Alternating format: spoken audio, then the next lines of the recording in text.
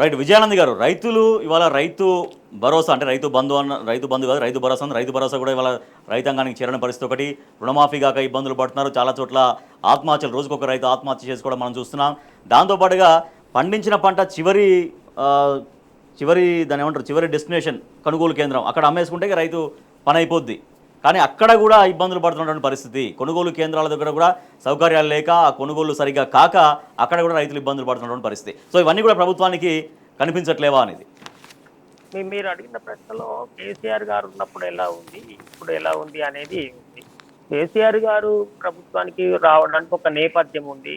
ఆ తెలంగాణ ప్రజల ఆకాంక్షలు, ఉద్యమం తర్వాత తెలంగాణ ప్రజానీకం అంతా ఈ తెలంగాణకి కేసీఆర్ లాంటి నాయకుడు అయితేనే రేపు పునర్నిర్మాణం జరుగుతుంది, మనం అనుకున్న లక్ష్యాలు నెరవేర్తాయని చెప్పిన తర్వాత ఆనాడు ఉన్నటువంటి కొత్త రాష్ట్రము దానికి ఉన్న పరిస్థితులలో వాళ్ళు పరిపాలన కొనసాగించారు. 5 ఏళ్ల పరిపాలన తర్వాత ఇంకా బాగుందని మళ్ళొకసారి వాళ్ళకి అవకాశం ఇచ్చినప్పుడు మళ్ళీ అనేక నూతన పథకాలు తీసుకొచ్చి వాళ్ళ పార్టీ విధానాలను వాళ్ళు అమలు చేశారు.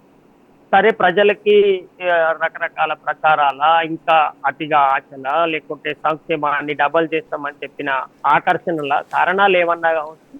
ఒకసారి కాంగ్రెస్ కూడా అవకాశం ఇస్తే ఇంకేమన్నా మరి వీళ్ళు ఏదో చేస్తలేరు అని చెప్పి ఇంకేదో చేయాలని ఒక ప్రచారం జరిగిన నేపథ్యంలో ప్రభుత్వాన్ని మార్చి కొత్త వాళ్ళకి అవకాశం ఇచ్చారు. ప్రజాస్వామ్యంలో అది సహజమైన విషయం. అయితే ఇప్పుడు ఈ సంవత్సరంన్నర కాలం తర్వాత ఇప్పుడు గతంలో జరిగిన పరిపాలనకు ఇప్పటికి ఉన్న పరిపాలనకి ప్రజలు పోల్చి చూసుకుంటున్నప్పుడు అనుభవంలో ఏం జరిగింది అంటే, అప్పుడు జరిగిన ప్రచారం నిజమేనా, అంతకన్నా మంచి ప్రభుత్వం ఇవాళ నిర్మాణం అయిందా అనేది చూసినప్పుడు ఈ సంవత్సరంన్నర కాలంలో జరిగినటువంటి పరిస్థితి ఏంటంటే 530 వరకు, అంటే నాకు కరెక్ట్ గా ఒక 5-10 అటు ఇటుగా మనం పత్రికల్లో మీడియాలో చూస్తున్న దాని ప్రకారం దాదాపు 530 వరకు విద్యార్థులను రైతుల ఆత్మహత్యలు జరిగినాయి అని చెప్తున్నారు. సో నేను ఇంకా మిగతా విషయాలకు పోకుండా, ఇంత దారుణం అయితే ఇంత తక్కువ టైంలో జరిగి ఉండాల్సింది కాదు తెలంగాణలో అనేది అయితే మాత్రం అందరికీ బాధ కలిగించేటువంటి విషయము. హాస్టళ్లలో సరిగా సదుపాయాలు లేక, ఫుడ్ అందక రకరకాల చనిపోయిన విద్యార్థులు, తర్వాత రైతులు ఆత్మహత్యలు, ఇవి ఇంత బాగా పెద్దగా మళ్ళీ పెరిగినటువంటి సందర్భమే మనకు కనబడుతుంది. ఆ తర్వాత తీసుకున్నటువంటి అన్ని నిర్ణయాలు కూడా అట్లీస్ట్ ప్రజల నుంచి వస్తున్నటువంటి పరిస్థితి ఏంటంటే, పాత ఎన్న కొనసాగిస్తే బాగుండు, అట్లీస్ట్ కొత్తగా ఇంకేం చేయకుండా మంచిగా అని అడ్జస్ట్ అయ్యేదాకా కూడా వస్తే అది కూడా అందుతలేదు అని చెప్పి అంటున్నారు.